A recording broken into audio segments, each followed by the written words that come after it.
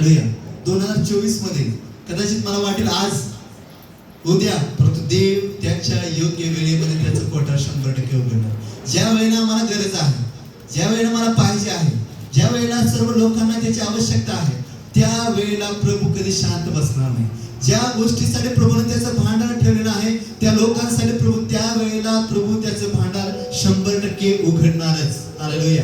योसेफानं 7 वर्ष साठवून ठेवलेले भांडार दुष्काळ सुरू होताच काय केलेलं आहे, उघडलेलं आहे. प्रभू त्याच्या योग्य वेळेमध्ये आपलं भांडार, त्याचं कोठार उघडणार आहे. म्हणून देवाच्या वेळेवरती विश्वास ठेवा. त्याचा वेळ एक परिपूर्ण वेळ आहे. आम्हाला माहित नाही ती वेळ काय आहे, आम्हाला माहित नाही तो काळ काय आहे, परंतु प्रभूची वेळ एक परिपूर्ण वेळ आहे. तो वेळेचा निर्माण करता आहे. त्याला आमची वेळ चांगली माहित आहे, त्याला माझी वेळ चांगली माहित आहे. माझ्या जीवनामध्ये मला कधी गरज आहे, मला कुठल्या गोष्टीची गरज आहे, प्रभूला चांगलं माहित आहे. कधी कधी मला वाटणार ही माझी गरज आहे, मला आता या गोष्टीची आवश्यकता आहे, परंतु माझ्यापेक्षा माझ्या प्रभूला चांगलं माहित आहे की माझ्यासाठी कधी भांडार उघडं करायचं आहे.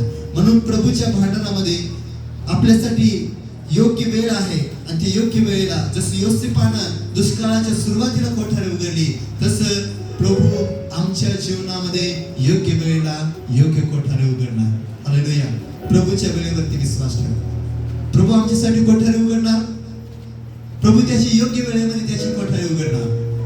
तिसरी गोष्ट प्रभू आम्हाला या ठिकाणी योसेफाच्या जीवनातून आम्हाला शिकायला मिळते, ते म्हणजे कोठारे उघडल्यानंतर रिकाम्या हाताने कोणी देखील परत जाणार नाही. हालेलुया.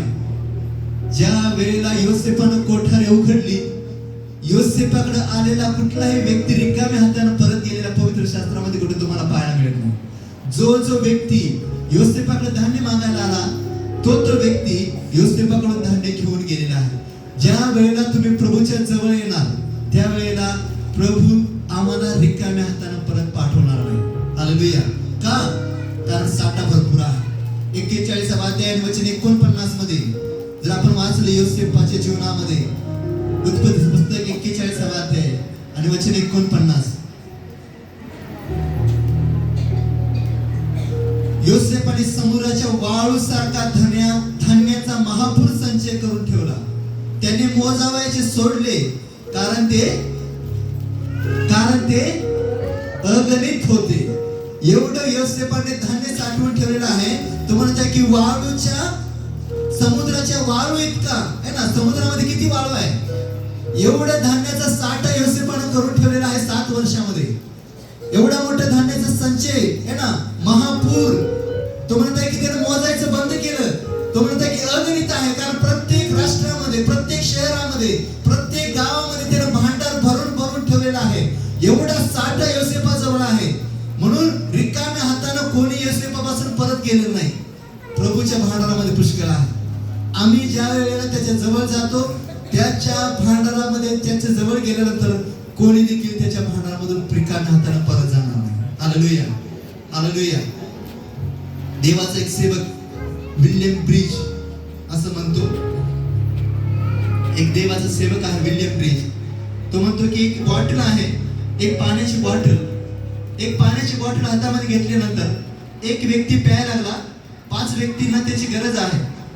एक पाण्याची बॉटल एका व्यक्तीच्या हातामध्ये आहे. तो पित असताना 4 लोकांच्या मनामध्ये भीती असते. का? हा सगळी एखादी बॉटल प्यायला तर है ना.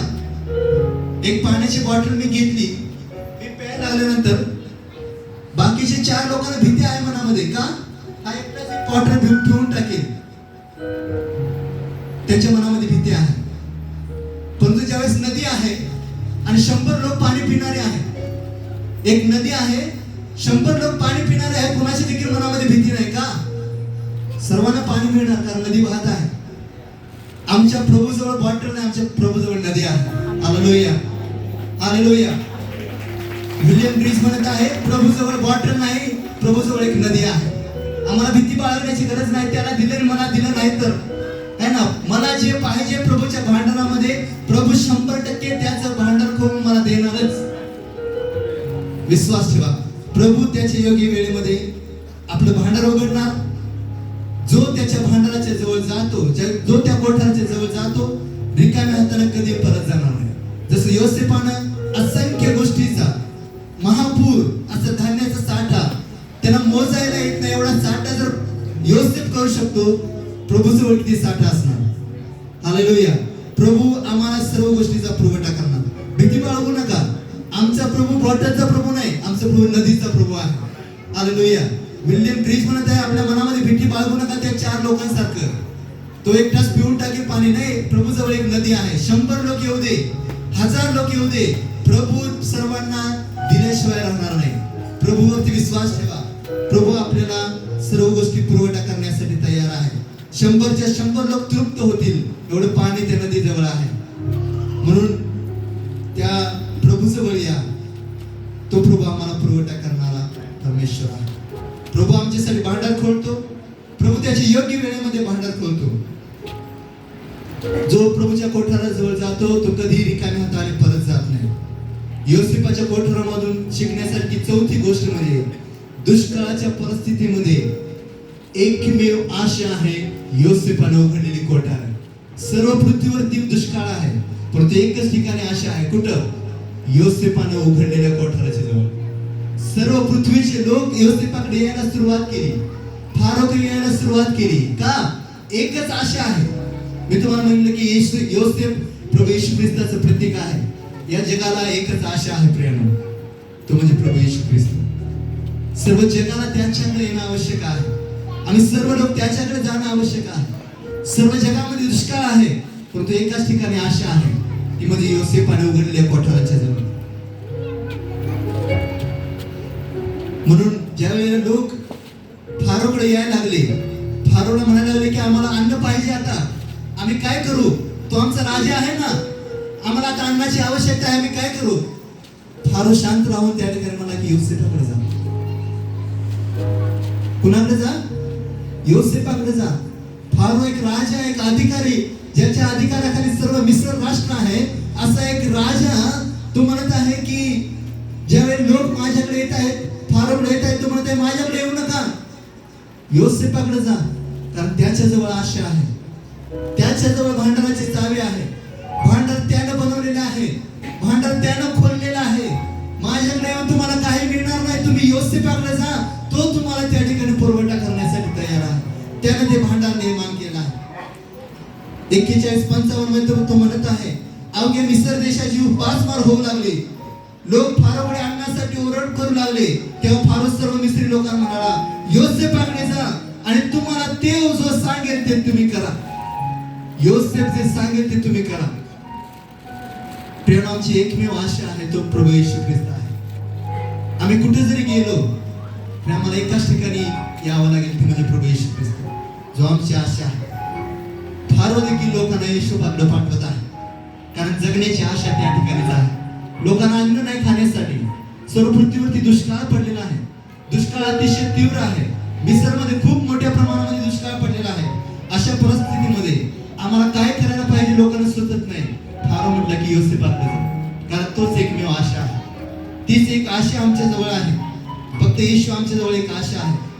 आम्ही त्याच्याकडे येणं आवश्यक आहे. प्रिय सर्व जगानं त्याच्याकडे येणं आवश्यक आहे, कारण तो आमच्यासाठी कोठार उघडणार आहे. हालेलुया. म्हणून मत्ती शुभ वर्तमान 11 अध्याय 28 मध्ये तो म्हणत आहे, अहो कष्टी व भाराक्रांत जन हो, तुम्ही सर्वजण माझ्याकडे या, म्हणजे मी तुम्हाला विसावा देईन.